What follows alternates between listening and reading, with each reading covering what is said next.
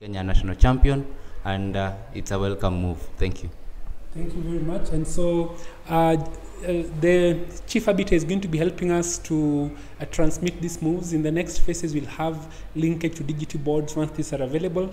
But for now, we'll release the arbiter to go ahead and look at the games, how they're proceeding, as we look at one of the games that was played. Now, the first game that we're going to look at is the chief arbiter is going to be helping us to transmit these moves. In the next phases, we'll have linkage to digital boards once these are available. Sorry, I need to just clear something on the background. Yes, so sorry about that. We had the background stream running, and so we just changed that slightly. Now, we'll release the chief arbiter. Thank you, sir. Yeah, thank you. And we'll look at some of the games, and we'll start with a game between a women candidate master, Lucy Wanjiru, versus Dorcas, I believe that is Dorcas Wanjala. And the game was a first round game. You remember Lucy Wanjiru represented Kenya in the recent World Chess Olympiad, a fantastic performance. I remember one of her games playing against a 2100 rated player. She was completely winning, but then in time trouble allowed a simple fork that then lost a piece. And indeed one of the more promising players. I've played her myself, and I was very, very impressed by the quality of her play. So in this first round, she started with move C4. This is the English opening, and black responded with the move C5. Now, there are many responses here, and recently in the just concluded Tata Steel Chess Championship, the commentators were highly regarded persons were recommending the symmetrical English is just straight up, very, very solid, and that would be a C5 response. Normally, play would continue, perhaps with a move such as knight F3, knight C6, knight F6. Sorry, we'll have a position such as a bishop G3, G6, fianchetto the bishop, fianchetto castling. This is a very solid opening. But then the other main response to the English opening is C5, which is called the reverse Sicilian. Now, in the normal Sicilian, you'd see the move E4, E5, E4, C5, knight F3, then maybe knight C6, or a variety of moves. Just for the younger players who haven't played chess for long, I'll just put that on the board now. So E4, this is the move E4, C5, knight F3, knight C6. And if you look at this position, this is precisely what we have in the game we are looking at, except that the position black has is what white has, and the position white has is what black has. And this is why it's called the reverse Sicilian. You'll have the white knight sitting here on C3, the white pawn sitting here on C4, and the black knight sitting here on F6, and the black pawn sitting here on E3, and this is what is called the reverse Sicilian.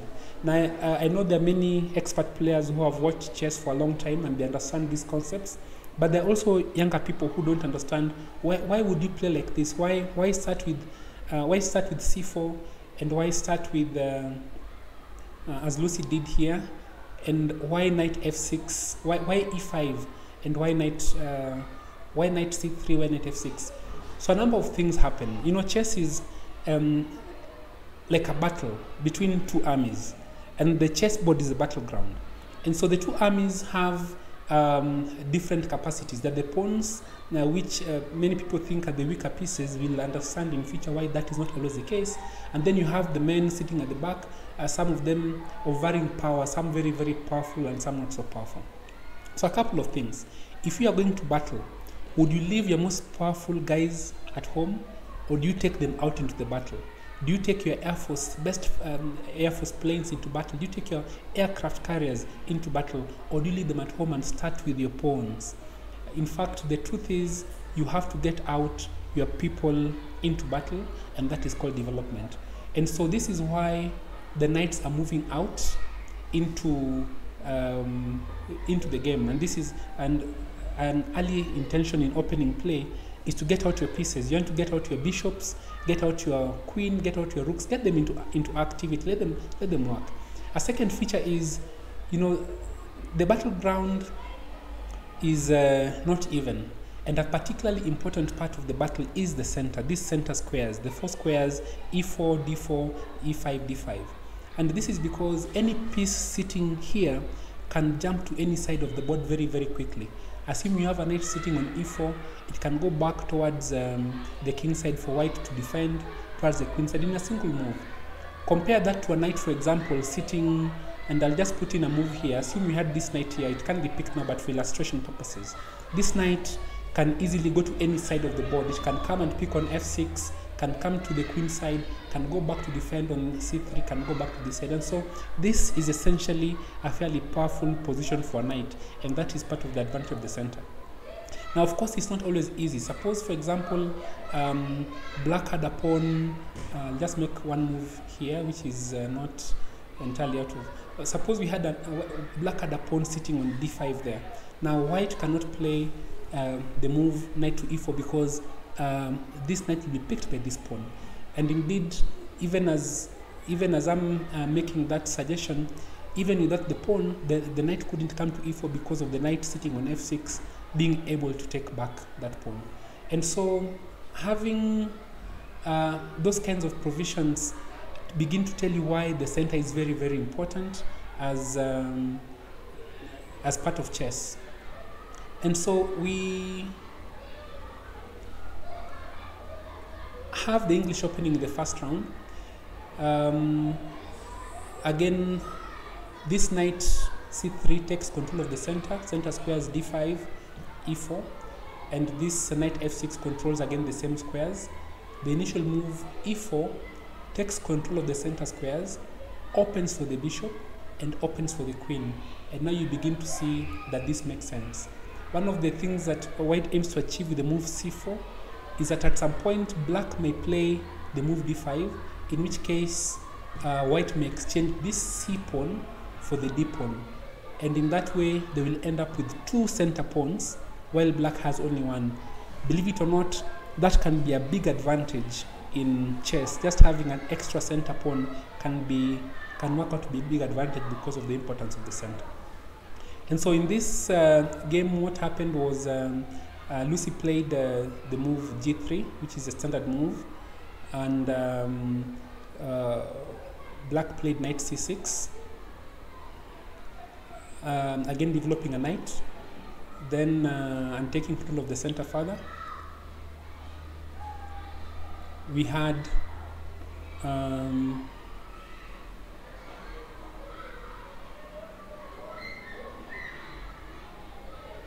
just a moment.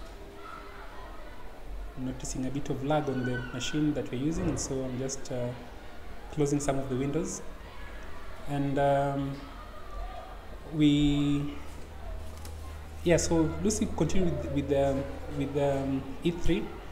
Now you can see something about the squares around the white king. You can see the pawns are sitting on the dark squares, and the light square bishop is protecting the light squares. Now, in such a situation, if you can get rid of this bishop, then these squares become very weak. They become weak because the black pieces can have a field day sitting on some of these squares, and indeed, that's a possibility. It doesn't happen in this game, but removing that bishop would be of great value already. So when you make pawn moves, you have to be very, very careful because pawns are the infrastructure of the game. And so d6 was played, again preparing to develop the queenside bishop and bolstering the center, the e5 pawn. Knight e2, again developing a piece. Now the knight could come to f3, but then on f3 it easily blocks the path of the bishop sitting on that long diagonal, and also it would allow at some point the move e5, which would then clamp on the f3 square, making it a little bit weak. And so knight e2 is not a bad move, and now white is ready to castle. Now I don't quite the move bishop to f5 is not a bad move in itself, but it's a little bit not consistent with the plans that are being made, because you'd imagine that at some point you want to break by pushing your pawn to d5. So putting this bishop here, yes, it seems to be an active diagonal, but really I'm not sure what it will be supporting on that diagonal at this moment. Perhaps coming to d3 would be something if white allows it, because that will cramp white, but I would imagine that immediately black responds to that and doesn't allow it. And so we have the other drawback of this move, actually two more drawbacks. One is that the b7 pawn is now weak, so at any moment queen moving to b3 becomes a threat on that pawn, which would then be defended or gambited. And it's a thematic issue in chess that whenever you move a piece, you look at what it has left behind. And finally, at some point, if ever white plays the move e4, then that e4 move comes in tempo.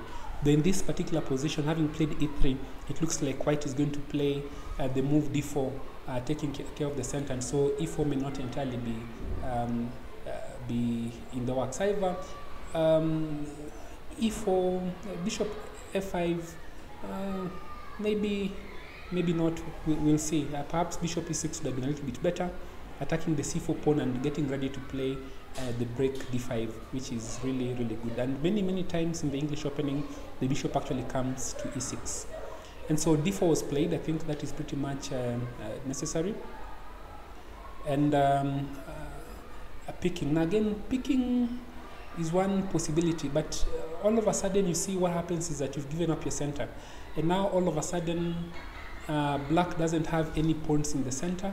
Once white takes back, and white took back with the e-pawn. Bishop to b4, again, it's a questionable move for many reasons, because it's pinning the knight, yes, but the knight is already defended by another knight sitting on e2. So if you are to pick, you're not even threatening to break the structures. What I mean is, if, for example, let's say that white castles, this is not what happened, but let's say white castle, and then you pick with your bishop. If black picks back, if white picks back with the pawn, then you'll see that there are 2 pawns on the c file, and that will be the let me just turn this around, flip this board.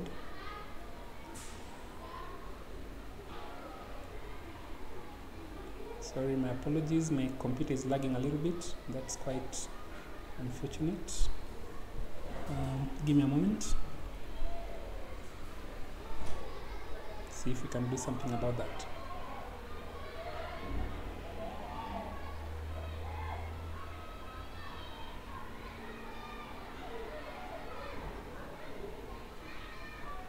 Okay, unfortunately the lag is because of the streaming software, and there's not much I can do about that because we do need to stream. It's quite intensive, and I'm using a fairly powerful laptop, Core i7,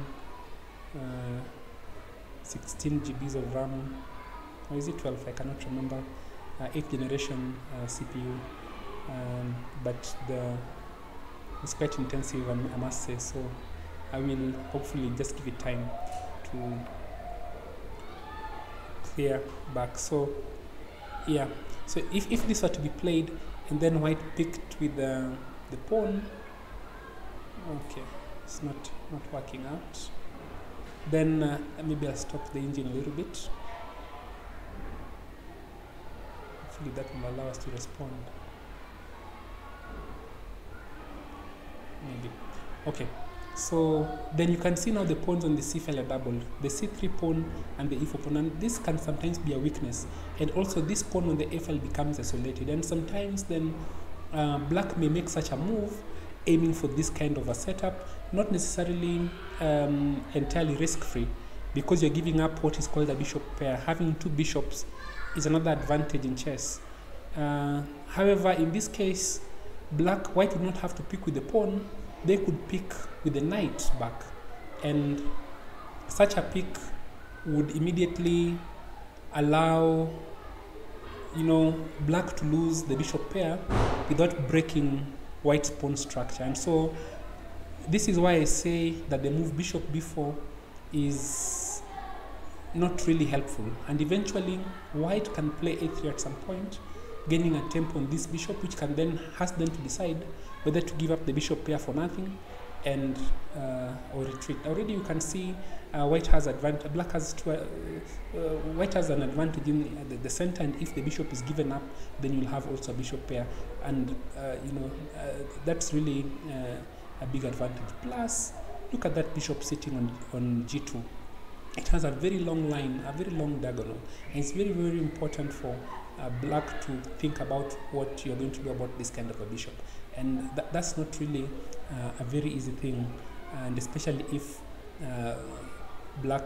white immediately castles. Unfortunately, white didn't castle in this. Actually, white castled, then black castled as well, and now the question was put to the bishop. What do you want to do? And I noticed that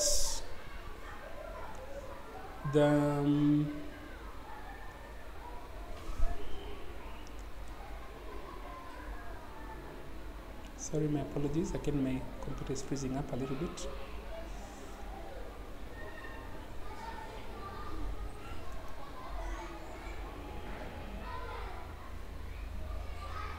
Yeah, so this move a3 puts a question to the bishop, and the bishop can't go back to a5 because b4 just traps the bishop. It can't just go back here because this move b4 traps the bishop, and so immediately black is forced to exchange, and this is what happened. Let me stop that engine. Actually, it will allow me to move faster. My apologies once again. I think the software I'm using for streaming is quite intensive, and I'm expecting knight c3, but in fact I think Lucy picked with the pawn. Not entirely a bad move, but knight picks would have been much better if you ask me, because of maintaining the integrity of the. Actually, she picked with the knight. Yes. Then queen developed to d2, d7, which is great really, because you connect the rooks down, finish development, and suddenly this bishop can go out to h3, and bishop to h3 would cause the possibility of an exchange. However, the downside is really what Lucy then goes ahead and shows, which is the possibility of playing. Let me just move this down a little bit here. Sorry, let me move that down.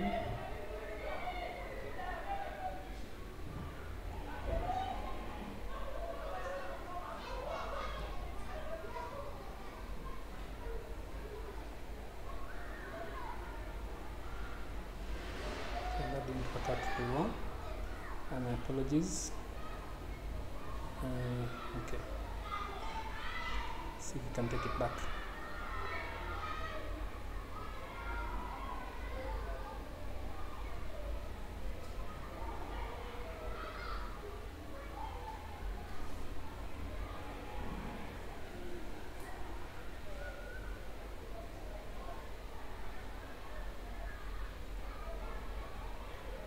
Okay, so the move that was played was the correct move, bishop to g5, and here the threat is basically to fracture the pawns, to pick on f6, and that will make the king side for black extremely weak.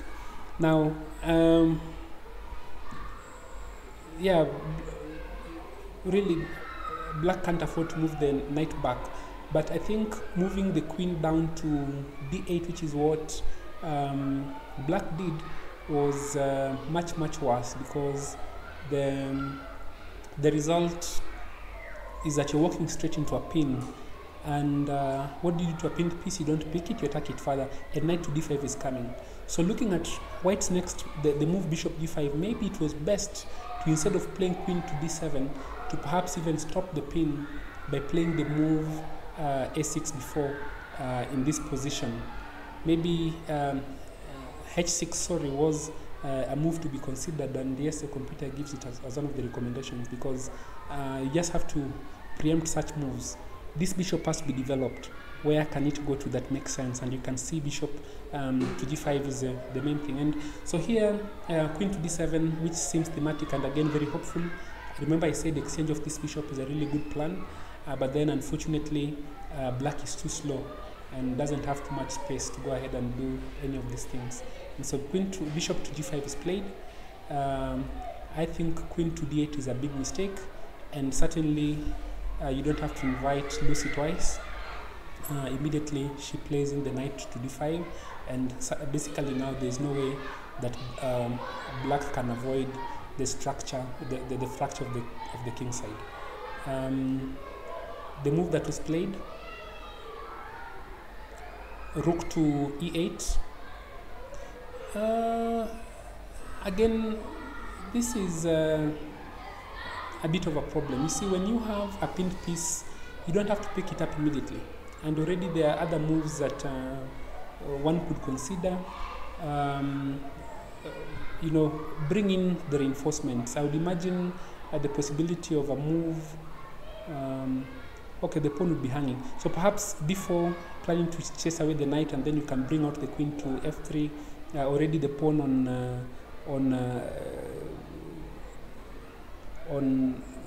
f6 will be quite under threat. If you could safely, without risking the d pawn, bring the queen out to f3, that would be already winning, and that's perhaps why you need to play b4, planning to play b5 at some point and bring out the queen amongst other possibilities. Have a Lucy pick, which is not bad, and now the fracture is complete, and the bishop goes out to h6. Already king to h1 plans to bring a defender, but now we see one of the drawbacks of a fractured queen side, or king side. Sorry, again my computer is lagging behind, and so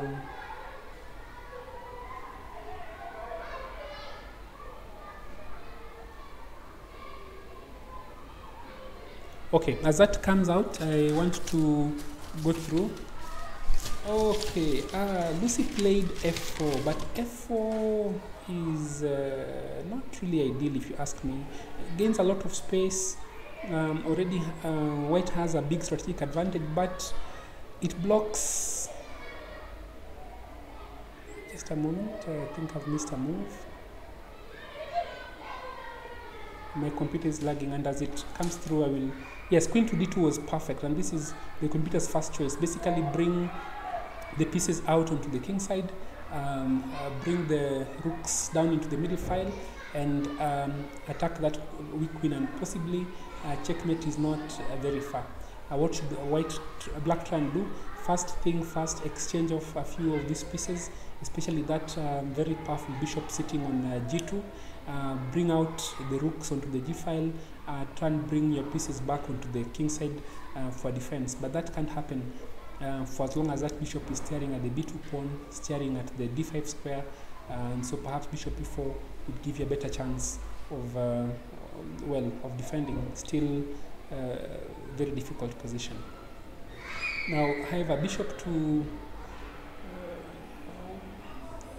that move is not bad, except that you see your problem is the dark squares, how you're going to defend these squares, and this is where the pieces are coming to, and you need to get rid of that bishop. And so that move has its own limitations, really, because it allows black to quickly bring the forces in, but the next move that has been played by white is not ideal. The idea is to trap the bishop on g6, but that's not a very easy move, because the bishop can easily get out at some point, and yeah, that's not going to be an easy target.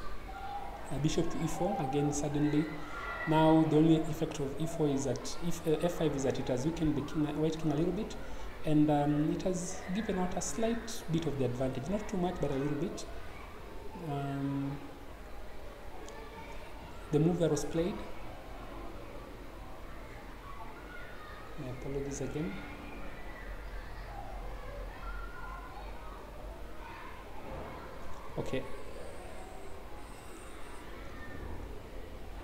Okay, so rook to e1 was played. Now this actually allows for massive exchanges of pieces, and that's precisely what black would want to survive. And so you know, picking on g2, picking the rook on e1, and then trying to exchange the second rook would be of great value right now to black. The fewer pieces, the lower risk of being checkmated with your weakened king. However, black didn't exchange, and now we have a problem because first the knight is pushed back.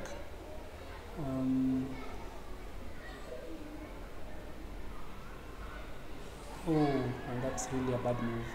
That is such a bad move. I don't know how. Suddenly, checkmate is looming on g7 because the queen comes to the long diagonal here, and I imagine Lucy didn't miss this. And well, pick fast, all right. Okay, maybe okay. She's probably not seen it yet. Still, looks like it could win something. Perhaps she didn't see that she can go to c3, not d4. Let's see what happens. Yes, I think here at this stage, black resigned because the piece is lost. That's the first thing. Oh no, not really. I think my computer was just hanging. My apologies, people. We'll try and improve this a little bit just by ensuring that we have greater system resources. And so when that was picked, now f6 was played, and f6 now completely stops the possibility of that check coming in. That check could have been played a move earlier, and it was just checkmate, or a queen has to be given up. Again, the same threat, and but already that has given up a big part of the advantage because suddenly now the bishop on h6 is also falling. Still, white will be winning here because you have an extra pawn, much more space. Your pawn structure is excellent. Look at these weak pawns here. Look at those weak pawns there. Look at this weak pawn, very advanced pawn that's difficult to catch really. And yeah, I think this is essentially lost really for black. So the question is a matter of technique. Okay, defending the pawn, maybe activating the rook could have been better, but this is also fine. Keep chess simple.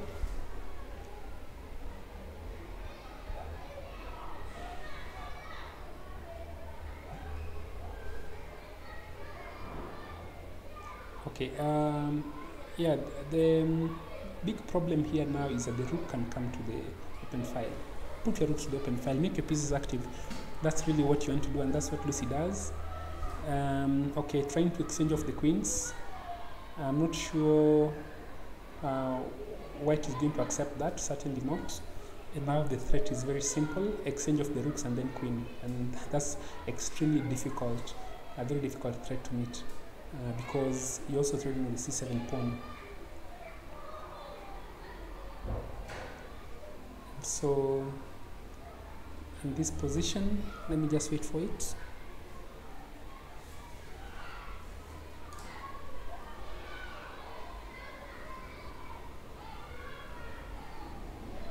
Let me just wait for that. Yeah, it's a bit slow now, but hopefully it will get us through.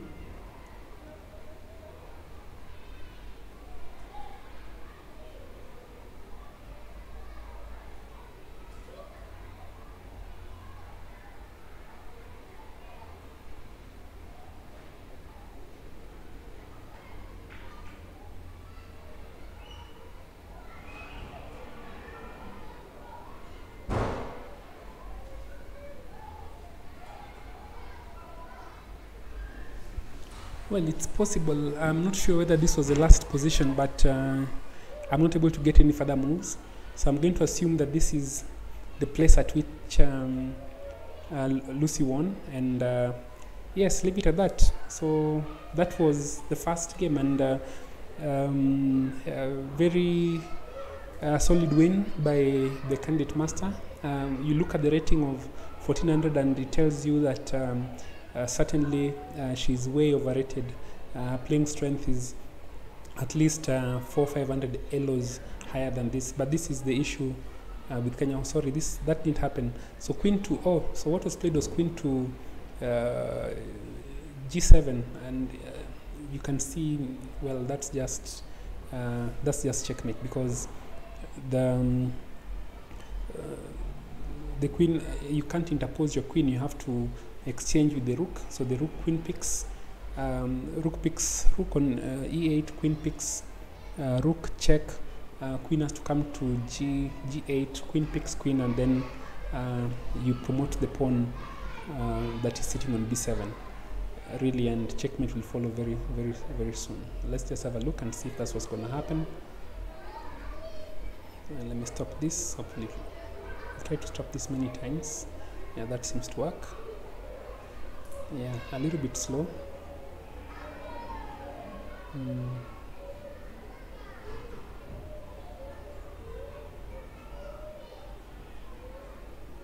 Maybe we'll find a way to reduce the load on the CPU from the OBS stream.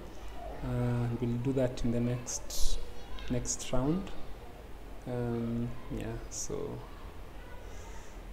maybe that is the stage at which black resign. Believe it or that, because yeah, let's leave that there. And so in the other first game rounds, Isaac Mukoko lost to Joseph Atwoli, and again Joseph Atwoli played his pet line, the Scandinavian.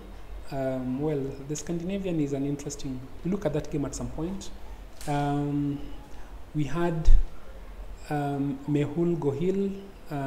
Well, he didn't write his opponent's name very clearly. This is typical, but again, this is Douglas Kurito. Douglas Kurito lost to Mehul Gohil. Again, a double queen's pawn opening, d4, d5, c4, c6. That's a Slav, knight f3, knight f6. e3, bishop to f5, knight to c3. Similar, we played something very similar in the rapid against Mehul Gohil, a very established line. Hilary Sagwa versus John Mukabi. John Mukabi lost, but he lost in a winning position in 23 moves. John Mukabi, a former Olympian. Yeah, we'll try and see how many of these games you can see. But for now, we are going to take a very brief break, and we'll return in a short while. And yeah, we'll see where we are. We'll take a very brief break and then back in a while. So once again, thank you very much. This is our first this is our very first well advanced live stream kind of a setup. We are trying to see how this works out. Of course, it's still rough around the edges. We need to increase system resources as we see, and yes, but you know, the way to look is up, and hopefully we'll see a lot more of this going forward. Certainly, we are committed to improving chess in Kenya. We are committed to seeing a lot of these great African players gain publicity, and yeah, let's replicate what has happened in Turkey right here in Kenya. So once again, my name is Dr. Victor Ngani. I'm a long-term chess player and the current national chess champion, and we are looking at bringing you some of these events live. We don't go away. Remember to hit subscribe and notification. That way, when we make a new stream, it comes to you directly, even without the link being set up. And yes, the same time at the channel, we'll also have some medical videos every so often. You can look around the channel for that. But also, chess is something that we're trying to improve long term, and we'll be having these views up. So I'm going to look at a couple of games played in the open section, and I'll show you that the first round, and then we can look at some of the games that are going on right now in the second round. And hopefully that will give us a better idea of what's happening. Don't go away. Please share with friends, like and subscribe to the channel once again. Like the video, and we see how much you can do over time. Yeah, so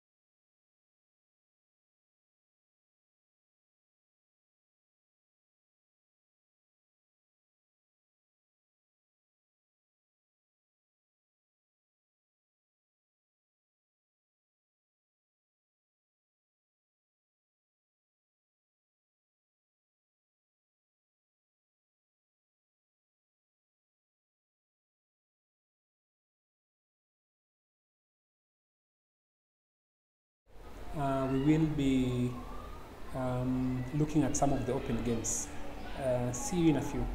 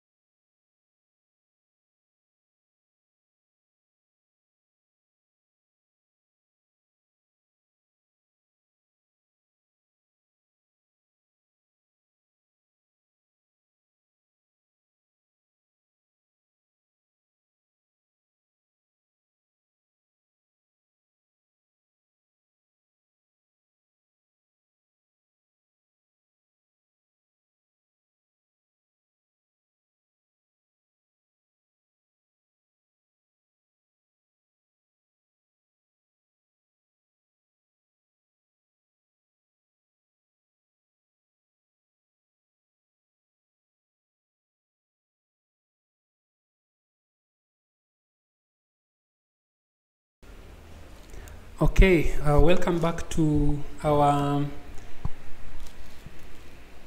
coverage of the All African Games 20.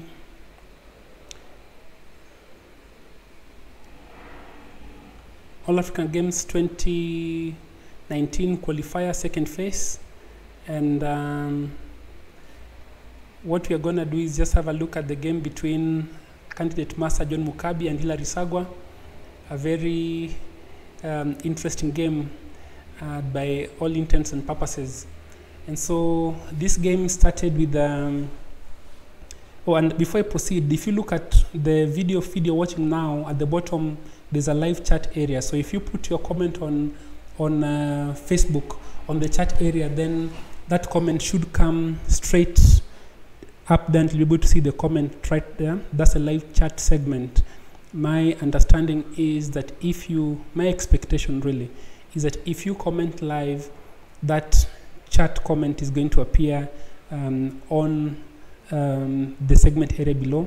So go ahead, it's an interactive segment, and hopefully we're able to see that and have a wonderful interactive session. So once again, this is the first time not only to do a transmission, but to sort of have this kind of a setup where you have multiple boards appearing on the same view, multiple analysis, more or less what happens in other tournaments across the world. My name is Dr. Victor Ngani, Kenya National Chess Champion 2018, and really a participant in a lot of chess activities, and this time we are committed to making chess visible in the country. A lot of good things happening in chess in Kenya, and this is just the next step. Hopefully through this many people would get to know chess and support the sport. And so let's get down to the game that we are looking at. Let me just transition into this. Sorry, I was mentioning this chat area. If you see below my video head there, then the space below there is a live chat area, and if you make any comment right now, that comment comes right there. Remember to like and subscribe the video to support the channel, to enable us to keep doing this. And so let's get down to it. The game between Hilary Sagwa and John Mukabi, e4, knight c6. Now this is a move that tries to digress a little bit from mainline theory, but really it's very hard to escape theory. And one of the things that you'd expect is that in this position, if you play knight f3, then a lot of times black plays d5. But already here, and this is something I would consider, if I play e takes d5, then already we're in the Scandinavian. And so yeah, it's a bit of a tricky move, playing knight c6 in the first move after e4, but really it's nothing special. There are tons of transpositions. You can almost transpose to quite a number of openings already, and this for me is what is quite standard. A lot of people fear the Scandinavian, but there's the opening lines now that make it not so it's a solid defense really, but I think white gets decent play, and you have to know what you're doing for you to play the Scandinavian. However, what was played in this case was knight c3, and we'll see a rare guest in tournament practice.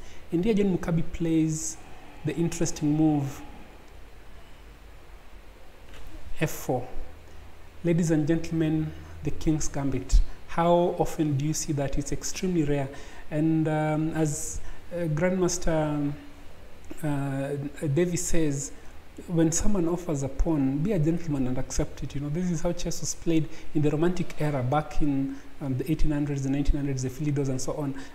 Someone gives you a pawn, you can't chicken out. You have to accept the pawn and, like a gentleman, and say, okay, fine, show us what you have. So again, here, this is the bishop before sort of gives black back. The King's Gambit, you have to really be sure what you're playing. It's very, very sharp, but I don't think bishop b4 is the strongest test of the king's gambit. Knight d5, again, probably your best to just now let the bishop go, because you lose too many tempi in development. And already here, bishop a5 allows a weakness, and queen to g4 here immediately becomes a possibility, because how then defend the pawn on g5? If you move the pawn to g6, and I'll just show you what I'm talking about. If you play a move like this, this is the effect of the bishop being on a5, then suddenly either you have to play a move like g6, having very many dark squared weaknesses around the king, or alternatively you have to play the king to f8, and both of these are not really ideal, and it's not something that I would be looking forward to really as black so early in the game. Anyway, so what was played, however, was a very solid continuation. Again, you don't want to attack too early before you've moved out all your pieces, so you'd understand why on principle queen to g4 is not the ideal move. And so candidate master John Mukabi played knight f3. Again, picking the pawn in this situation will not be ideal, because in 2 moves black will play the bishop out to c4 and castle, and you can just imagine the amount of pressure that's going to bear down on the f file, and black will be significantly worse in terms of development, in terms of center, certainly worth a pawn. It's said that a pawn is worth 3 moves, and having your pieces aggressively placed in such a manner would be quite ideal. You'd imagine that if black accepts the pawn now, and then it's attacked after castling, for example, bishop c4 castle, and then the pawn moves out to d3 or to d4, then you have to play a move like g5, wasting more moves, and that's just asking for trouble. And so here the best plan perhaps is to continue development, and d6 is the ideal ways, supporting the central square e5, and allowing the bishop to come out. That's exactly what was played. Now here I think this is a bit of a digression, as much as c3, okay, not a bad move. It allows d4 in one move, and also prevents the knight coming into d4. Yeah, but also you could also play bishop to c4, being consistent, quick development, castling kingside. You know, this is really what is in the spirit of the position. So anyway, c4 was played, c3 was played, and not a bad move. And here already bishop to g4. Well, 2 things generally. When c3 has been played, then the queen has a very easy diagonal to go to, normally on the b3 square, and it's not always as scary, and especially given that c3 has been played, then that pin doesn't make as much sense, because going down to apply more pressure, yes, the knight is pinned, but how else can you attack it? And it's not going anywhere at the moment, and so I don't think that's the most ideal move. And I can see Stockfish 10 is recommending immediately challenge the bishop and ask it a question: will you give me two bishops, allow my queen to come to f3 on the file that's going to open up the f file, and I have the center, and basically you can imagine that black is just being crushed here, simply put. But then that's not what was played by Mukabi. Instead, he played the modest bishop e2, and really responding to that pin may not have been ideal, but still it's a developing move, again very principled in nature, and not entirely bad, but certainly h3 was worth taking a look at, because either the bishop goes back all the way, and if the bishop goes back, then I mean, where to actually when the bishop goes back. So bishop to b3, bishop to b6. Now this is also another move that is not quite logical to me, because what it does, it gives up the bishop pair immediately without too much of a hassle, and perhaps white should just pick, and that's exactly what white did. And now yeah, it's important to in one move perhaps you can just play d4, and that's probably would be my recommendation really at this stage. Alternatively, the recommendation to open up the line, I'd play d4 here. I think that's most ideal, taking opening for the bishop and having a very strong center. However, white castled, and this is because the understanding is that immediately the pawn is picked, then you know, the defense is not easy. But white has to be careful, because the some pieces already exchanged, then it's not impossible for black to take the pawn and actually try and defend it. Of course, it's not the easiest thing, because there are very many complex tactics, but not impossible. Now here, d4 is considered not best, because in many lines then you have the e4 square being a little weak and in need of some level of support, and also the d4 square is not immediately well available. It's something you want to consider, perhaps. Maybe d3 could be a little bit better, though again Mukabi is a very principled player, and d4 certainly takes control of the center, takes care of the e5 square. If you notice now, there's a lot of the top grandmasters moves such as d3 and d6 in places where d4 and d5 are possible, are made frequently. And the idea of this is flexibility, patience, preparation before the central pushes are done. And I would imagine now this is the neo-modern, other than the hyper-modern, or the neo-modern way of playing chess, which is very, very different from the old part where take the center first as soon as possible. Still that remains true, but you see a lot of this one move, center pawn moves now more and more in chess grandmaster games. You know, d4 was played, defend the pawn, no reason not to. I mean, gaining back your pawn becomes not so easy at all, after all. And here the thematic move is what is recommended, g3, break the pawns further up and allow the files to open. But this move is a bit of a complication, because you're moving a little bit away from your main sphere of operation. Perhaps you want to transfer the bishop to c4. We'll see how that goes.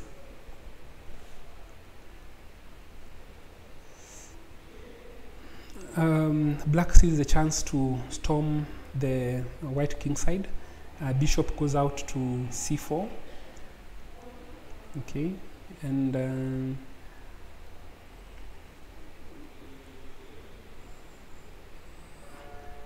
at this stage, Mukabi did something very interesting. And this is a king's gambit, a very, very exciting move. Of course, it's not accurate for many reasons. Mukabi plays knight takes, a bolt out of the blue, knight takes g5. Brilliant sacrifice, except it's not accurate, as I've said, but it is it's just a beauty. Just the concept of it is a beauty. And I imagine Hillary was completely bedazzled by this move. And the idea of it is very, very simple. Open up the lines against the king. There's no way you're going to get 3 pawns at least for the piece, and the black king will never be able to castle. The downside is these pawns you're removing were actually protecting your king, and it's very, very possible for black to get his king to the queen side very, very quickly, and then now all you have are open lines against your king. And that's the idea really that refutes this whole sacrifice. Let's see how it happens. Queen takes, bishop takes. The idea is very, very simple.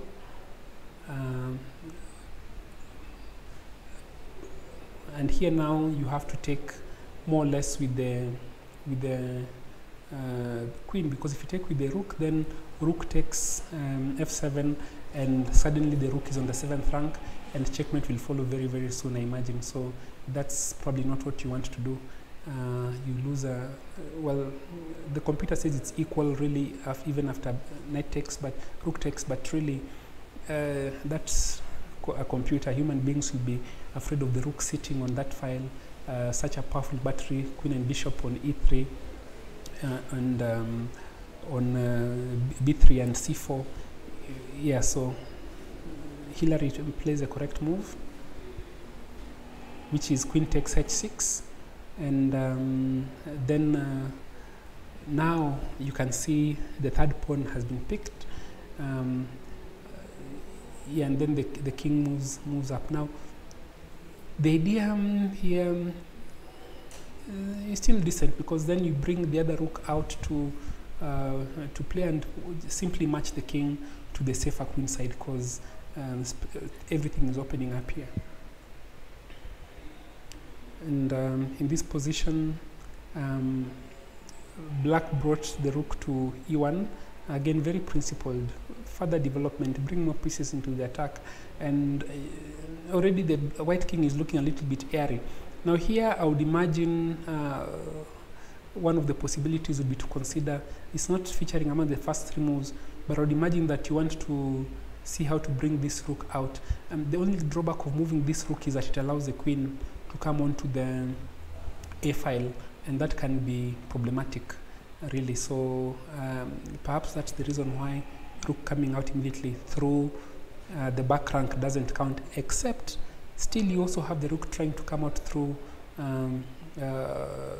a5, and if d5 is played, then you give the knight the e5 square. So it's a bit complex, and certainly white is done a piece. The attack is not so clear where it's coming from.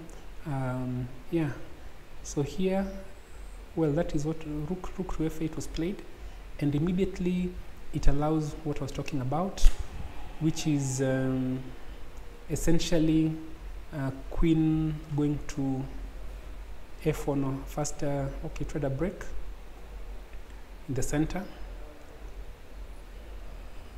And certainly the computer suggestion of exchanging knight to d8 is worth considering. Get off that bishop. That's not what was done, though.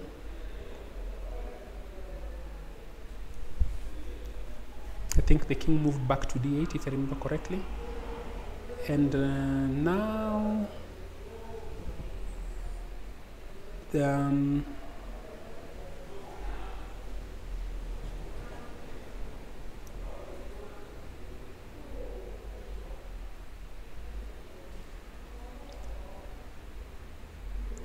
the plan chosen by black, which is to move the pawn down to open the a file, the h file, is a bit of a slow plan. There are many other options, really. And in fact, one of the problems of moving the king to d8 is that it's taking away the square from the knight, which could come to that square and perhaps put some pressure on the bishop that is sitting on f7.